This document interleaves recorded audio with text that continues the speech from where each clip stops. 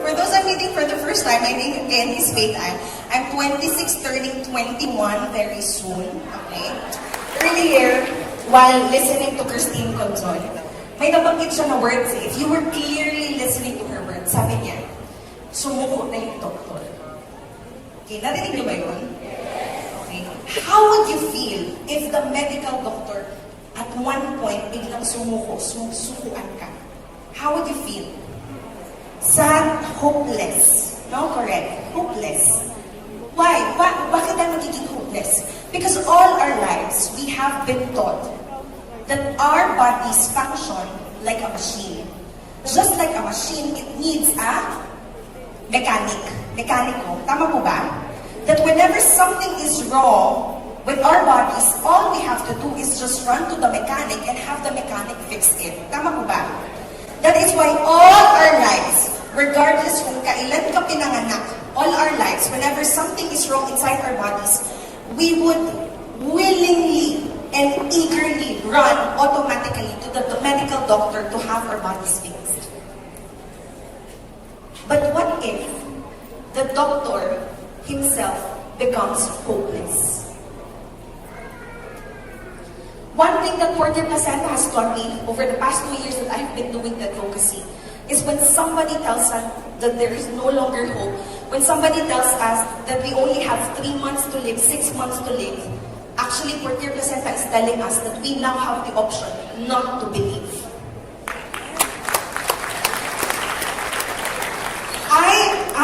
Personally, I have seen it in my own personal 2 eyes. And just like a lot of us tonight, I was also very much skeptical. But then I saw my mother suffering from stage 4 colon cancer. Her life is now, by the grace of God, very much extended. And in fact, she's one of the most proactive advocates of PURTIER Placenta in the whole of Philippines today. I saw it in the life of Team Elite Pavo from Ormoc City, Leyte, Benchi and Misa. When she met PURTIER Placenta, sabi ng doktor, kapag hindi ka nagpakimo, you will only have 4 months to live. Hindi siya niniwala and instead took PURTIER Placenta. Bakit ayaw naman pakimo? Because she's a medtech. She worked in the hospital for over 20 years. She knew na kapag mahina ang immune system mo and you undergo all these procedures, all the more that it would sunk you down. So she opted, okay, for PURTIER Placenta. And right now, ang taning sa kanya was April of 2017. Ladies and gentlemen, no chemo. Today, we are already May of 2019. Her life right now is 2 years more or less extended by the grace of God. 2 years ago, it was just my mother who started taking PURTIER Placenta, stage 4 colon cancer. And I tell you, hindi po kami nakatake dahil we had money outright. No, my mother was able to take because of the generosity of the person who initially invited us to listen about PURTIER Placenta. At that time, 2016, there were 2 people nagging us at that time. One was a St. Peter agent. She's a family friend. Nagging us, Ate Beth, cancer ka. Kung ako sa'yo, kumuha ka na ng St. Peter para pag nawala ka, hindi mahirapan si Faith. The other person nagging us was by the name of Fertz Bugalaw. He was nagging us, Ate Beth, may cancer ka, baka gusto mo makinig about PURTIER Placenta. It was a totally perfect storm. My mother was suffering from cancer. I was totally jobless. I had 2 small kids. And I had a special child brother. Kapag nawala anytime ang nanay ko, I will be left not with 2 kids, but with 3 kids. So if ikaw ako, sinong pakikinggan mo? Yung St. Peter agent para makatipid sa funeral? Or yung PURTIER Placenta agent na baka sakaling gumana yung PURTIER Placenta sa cancer na nanay ko? You know what? I have realized that we, you and me, we are always one decision away from a completely changed life. Tama ba?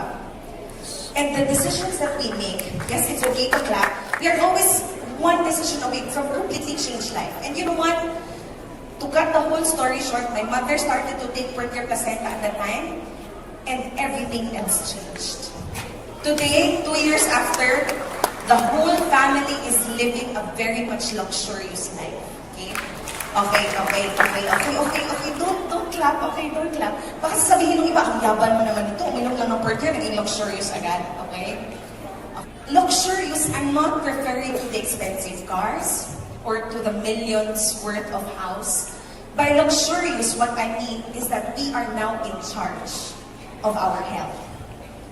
2 years after when my mother started taking PURTIER placenta, we are now luxurious in the sense that we see cancer, we are no longer threatened. Isn't it luxurious? Isn't it freedom? We see diabetes and we are no longer threatened. Why? Because we have seen the power, the miracles of oral life stem cell therapy in the person of PURTIER placenta. From tonight onwards, we will never be looking at diseases the same way ever again. You know, conventional medicine, it's very good. It helps and it saves a lot of people. But then the question is, what if umabot sa punto that even the medical doctors who we look up to as the demigods of our health, tama ba? Paano pag umabot sa punto na sila na mismo ang sumuko sa atin? Okay? VUA International through PURTIER placenta is telling us today that there is no need to be hopeless because the testimonies that you have witnessed earlier are just few